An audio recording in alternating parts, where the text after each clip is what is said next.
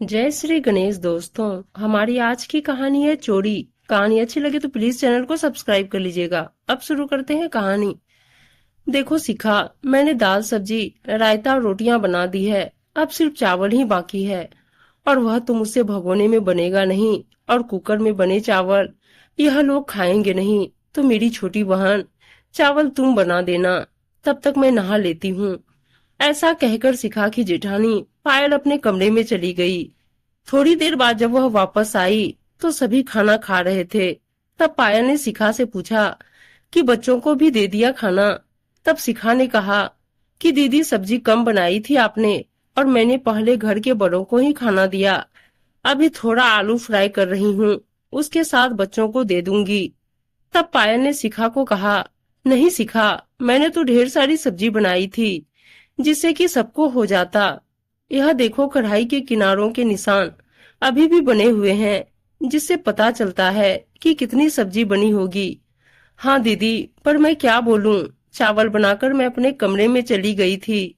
जब सासू माँ ने खाना लगाने के लिए कहा तो मैं आई, तो देखा कि सब्जी कम है, और इतनी सी सब्जी में तो सबका होगा नहीं। तभी पायल सोच में पड़ गई कि आखिर ऐसे कैसे हो सकता है।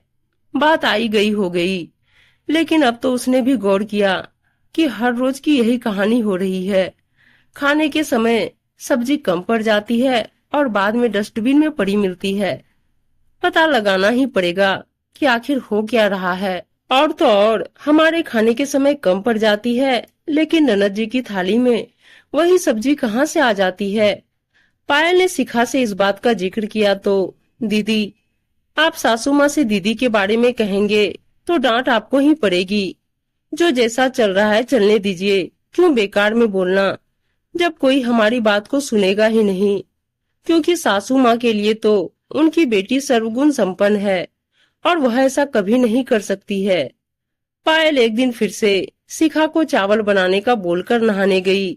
फिर चेहरे पर लगाने के लिए बेसन लेने रसोई में आई तो देखती है ननद रानी सब्जी को बड़े से टिफिन में भरकर फ्रिज के ऊपर रख रही है। ये देखकर पायल ने कहा, दीदी आप सब्जी क्यों छुपा रही हो। तब ननद रानी एकदम से सकपका जाती है, पर कुछ कह नहीं पाती। तब पायल कहती है, आपके ऐसा करने से खाना कम पड़ जाता है और हमें फिर से बनाना पड़ता है, और सासू माँ की डांट पड़ती है सो अलग। तभी मैं सोचूं कि आप क्यों अपना खाना खुद निकालती हैं और अपने कमरे में ही जाकर क्यों खाती हैं। तभी पायल की सासू माँ किसी काम से रसोई में आती है और पायल की बातें सुनकर कहती है, क्यों बात बढ़ा रही हो बहू, सब्जी ही तो है, फिर से बना लेना। तब पायल कहती है, हाँ सासू माँ, सब्जी ही तो है, फिर उसे क्यों चुराना। आप जानती थी सब कुछ, फिर भी कभी नहीं रोका इन्हें, और बिना मतलब के हमें ही बात सुनाती थी कि हम सब्जी खा जाते हैं, और या फिर हम कम बनाते हैं और सब्जी खत्म हो जाने का बहाना करते हैं, और अंत में हम दोनों को बचे खुचे या ऐसे ही अचार से काम चलाना पड़ता था। और कई बार तो माँ जी आपने हमें यह भी कहा है कि हम आपको रोटी के साथ सब्जी नहीं देते हैं। कोई रिश्तेदार यह बातें सुन लेगा तो वह हमारे बारे में क्या सोचता होगा।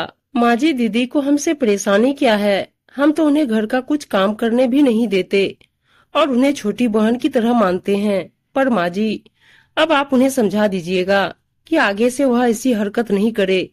माँ जी, आपकी बेटी ही आपके साथ अन्याय कर रही है।